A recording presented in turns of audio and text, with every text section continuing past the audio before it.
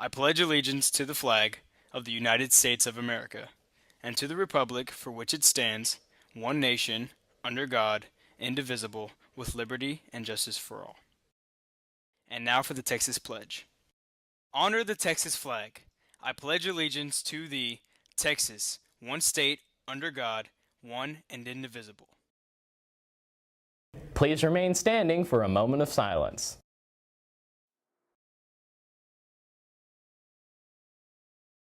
From the Tornation Productions studio, here is anchor Isaiah Courtney. Reporting from the worldwide headquarters of Tornation Productions, located at Ball High School in Galveston, Texas, welcome to Good Morning Ball High. I'm Roy, filling in for Malu, who's filling in for Isaiah. Attention all juniors, this is your last call. The deadline to turn in best applications is today. If you're interested in being part of the best program, be sure to return your application to Ms. Polzini in room 1085. There will be a Tornet and cheerleading tryout meeting on February 28th at 6 p.m. in the lecture hall. This meeting is for all interested candidates who want to try out for the 2019-2020 Tornets or cheerleaders. There will also be a Tour Watch and Tuffy Tour tryout meeting March 7th after school at 4 o'clock in room 2003. All interested must attend this mandatory informational meeting. For further information, see Mr. Dudas. The Ball High Band is excited to announce that they will be participating in 9 different parades during this year's Mardi Gras season.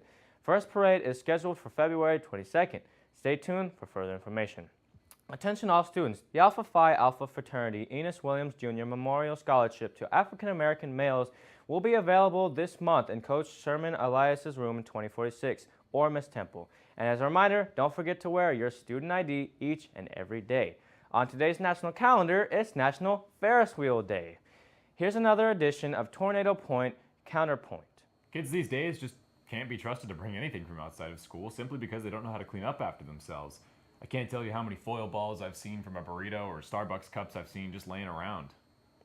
While trash around the school is an issue, and it is debatable whether or not we should be allowed to bring food from outside sources, I think not letting kids do that would hurt the morale of the student body, which outweighs the trash issue a lot more. Now let's check in with Roy to see what's trending on social media. Thanks, Roy, and here's what's trending today on social media. The Frozen 2 tease brings back the best classic Disney vibes. An adorable beagle and a possum become best friends. And the King, the Wire Fox Terrier, is a top dog at Westminster show. Back to you, Roy. Thanks, Roy. Here's today's Fitness Minute with Annette Hammond. It's the Fitness Minute with fitness expert Annette Hammond. February is Heart Awareness Month, with heart disease being the #1 killer of Americans. Approximately 632,000 Americans die each year, which means 1 out of every 4 disease-related deaths in the U.S. are attributed to heart disease. According to the American Heart Association, approximately 785,000 Americans have their first heart attack each year, with an additional 470,000 experiencing a recurrent heart attack. That equals a staggering 1,255,000 Americans each year falling prey to a heart attack. According to the CDC, approximately 4 out of every 10 people who have heart disease are also inactive. It's time to get moving. For the Fitness Minute, I'm Annette Hammond. Now here's today's Words You Never Heard segment. It's words you never heard. Valentine's Day has been celebrated in different ways around the world.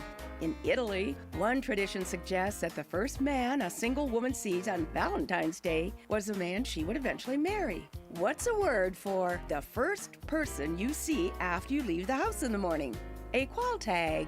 In South Africa, some women pin the name of their love interest on their shirt sleeves, following an ancient Roman tradition known as Lupercalia. This is how South African men learn of their secret admirers. In America, it is widely believed that if women don't receive a gift of candy, flowers, or a card from their guy on Valentine's Day, he's probably going to get dumped. This is usually the cause for a charrette, or an 11th hour effort by men to buy their woman a Valentine's gift.